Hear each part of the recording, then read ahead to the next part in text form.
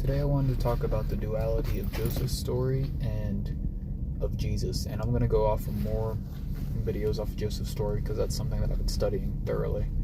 One of the things that I wanted to say was both him and Jesus waited.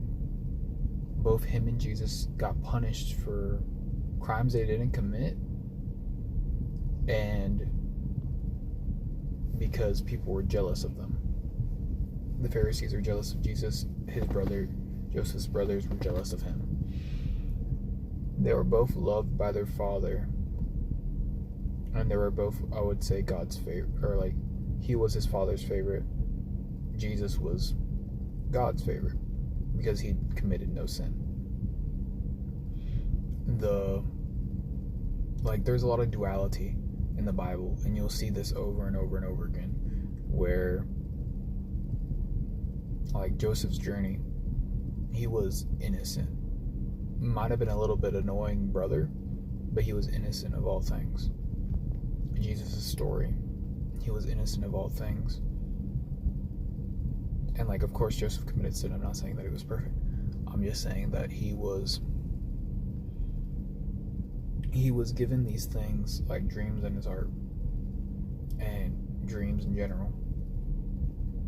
He received blessing, but that was taken away because he needed to be somewhere and he needed to work on something.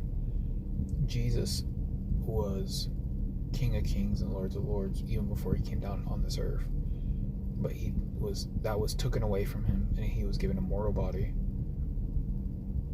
So I relate that to him being pretty much the slave, because at the end of he was a slave, but he did no sin because he had flesh, and he wasn't a slave to his desires or nothing like that. Just because he had flesh, he lowered himself down to that of a slave / that of a human, where his position was almighty, just so he could pay the price for us. Joseph had to pay the price so his family and other families could be saved. Not only his family, but all of Egypt. There's a duality in a lot of the things of the Bible. He had to forgive. Jesus had to forgive those that hurt him. There's so many things that coincide, and I find that amazing, because in a way, a lot of things foretell, just the stories of the Bible in general, they foretell Jesus is coming. That's how you know he's the Messiah, is because the Old Testament is riddled with things that prove it.